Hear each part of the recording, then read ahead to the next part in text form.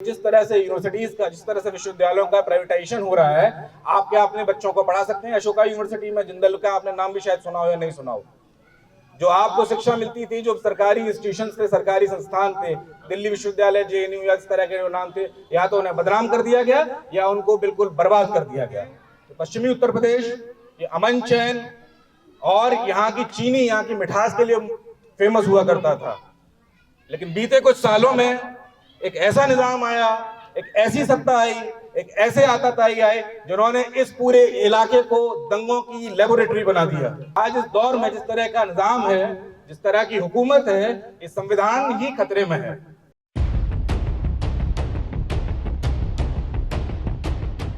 यहाँ मौजूद तमाम बुजुर्ग, महिला और नौजवान साथियों, सभी को जय भीम। बाबा साहेब से और रिश्ते तो शायद मैं नहीं जोड़ पाया, लेकिन उनका जो मुख्य पेशा था वकालत का, वो मैंने जरूर अपनाया है। बाबा साहेब के बारे में कई पहचाने हैं। उनकी शिक्षा से जुड़ी हुई, उनके समाज के लिए किए गए कामों से जुड़ी हुई और तमाम।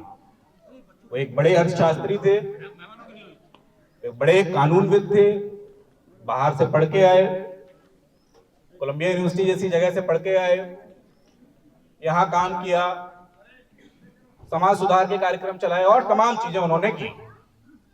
लेकिन उनकी सबसे बड़ी पहचान और उनकी सबसे बड़ी सौगात जो हमें मिली वो है भारत का संविधान।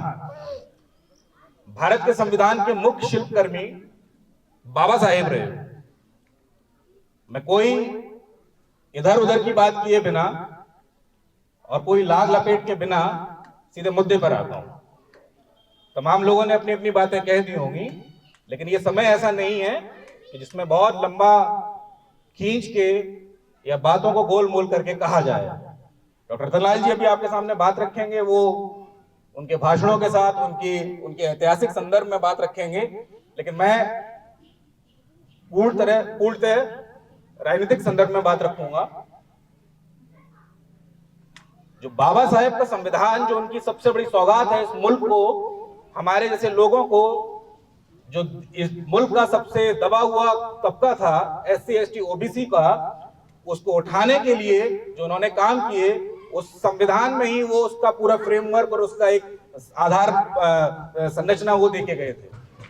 लेकिन आज इस मुल्क में और आज इस दौर में जिस तरह का निजाम है, जिस तरह की हुकूमत है, इस संविधान ही खतरे में है। जहां से आप लोग आते हैं, तो पश्चिमी उत्तर प्रदेश ये अमन चैन और यहाँ की चीनी, यहाँ की मिठास के लिए फेमस हुआ करता था।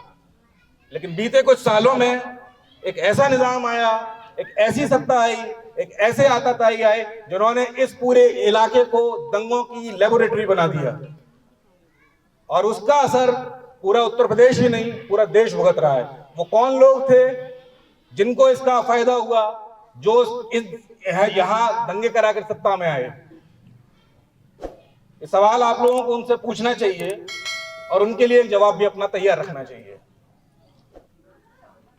बाबा साहेब का संविधान जो आपको अधिकार देता है समानता का, जो आपको बराबरी का अधिकार देता है, जो आपको गैर बराबरी से बाहर निकलने का एक रास्ता बताता है, आज उस संविधान के पन्ने तार कर दिए गए हैं। सिर्फ एक खोखा बचा है, एक कवच उसका बचा है, एक कवर बचा है, अंदर उसके पन्ने सब बदल दिए जा रहे हैं।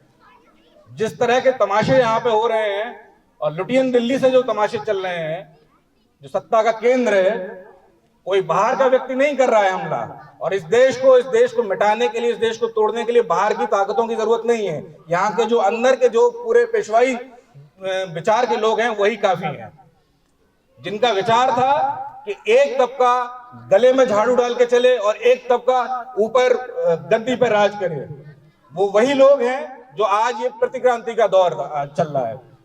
साहेब काशीराम से लेके मायावती जी और तमाम नेता, मुलायम सिंह जी, शरद जी और लालू जी और तमाम नेताओं ने जो संघर्ष किया, आपके अपने विरोध रहे होंगे, आप किसी का समर्थन करते हो, किसी का विरोध करते हो, चाहे साहब का करते हो या नहीं करते हो, लेकिन इतना आप सब जानते हैं कि इन सब का योगदान कुछ ना कुछ था।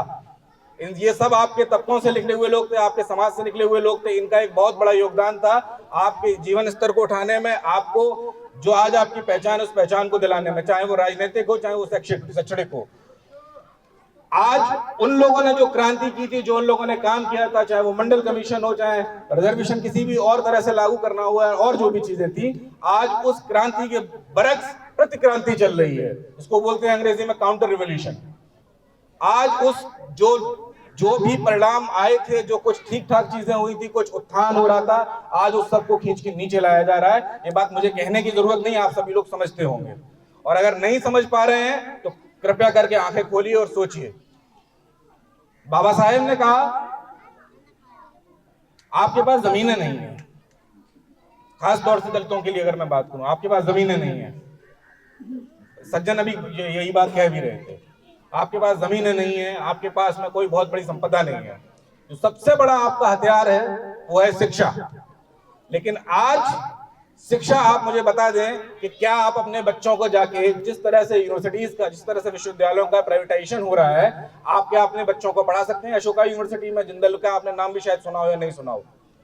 जो आपको शिक्षा मिलती थी, जो सरकारी इंस्टीट्यूशन थे, सरकारी संस्थान थे, दिल्ली विश्वविद्यालय, जेएनयू या इस तरह के जो नाम थे, या तो उन्हें बदनाम कर दिया गया या उनको बिल्कुल बर्बाद कर दिया गया। तीसरा, आपके पास अब कोई रास्ता नहीं बचा है। जो थोड़ा बहुत अभी बचा भी है, और वो आने वाले समय में वो भी बर्बादी की राह पे न्यू एजुकेशन पॉलिसी आ चुकी है। आपके पास एक रास्ता बचता था कि जब आप नौकरियों में जाते थे, काशीराम साहब नारा लगाते थे ना, वोट से लेंगे सीएम पीएम और आरक्षण से लेंगे डीएम एसपी। आप बताइए, यूपीएससी से जो अधिकारी चुने जाते थे, एक आईएएस बनता था, आईएएस बनने के बाद में बड़ा सीनियर आईएएस बनता था, 20-25 साल की नौकरी अपनी गुजार देता था, तब जाके उसको कहीं बहुत अच्छी सेवा देता था, तब जाके उसको ज्वाइंट सेक्रेटरी बनाया जाता था। आज एक लिटरल एंट्री नाम की एक चीज आ गई है, ना उसमें आरक्षण है, ना उसमें कोई नाम है। कारपोरेट के जो दलाल हैं, जो उनके नुमाइंदगे हैं, उन लोगों को सीधे सीधे ज्वाइंट सेक्रेटरी बनाया जा रहा है। हमारे बीच से कोई विरोध की आवाज नहीं उठ रही है। 4-5 लोग दिल्ली के बोल देते हैं, बात कर रहे हैं, उससे काम नहीं चलने वाला है। दिल्ली वाले रतनलाल जी की इनकी सरकारी नौकरी है, पक्की नौकरी है, हटा दिए जाए तो पता नहीं है, क्योंकि अभी एक हमारे बीच के एक साथी को निकाल भी दिया गया है, तो ये भी निकाल दिए जाए तो पता नहीं है। एफआईआर वगैरह तो इनके ऊपर भी हो चुकी है, कब ये जेल जाएंगे, क्या जाएंगे, एक नहीं कई, हाँ कई, एक अभी शायद लखनऊ भी जाना पड़े बीच में। हम लोगों का काम भी बढ़ाएंगे वकीलों का। तो इस तरह का माहौल चल रहा है कि इतनी बुरी स्थिति है। आप लोग इन लोगों के भरोसे, या ये लोग तो सिर्फ एक आवाज उठाने वाले हैं, लेकिन जब तक जनता, जब तक आवाम अपनी तरह से पूरी तरह से जागेगी नहीं, पूरी तरह से उसका प्रतिकार नहीं करेगी, कुछ बदलने वाला नहीं है। और ये हो सकता है कि इस तरह के हम जो भाषण दे रहे हैं, बात रख पा रहे हैं, ये और 2, 4, 5, 6 महीने की बात हो। अगर ये निजाम नहीं बदला तो शायद वो मौका भी निकल जाए।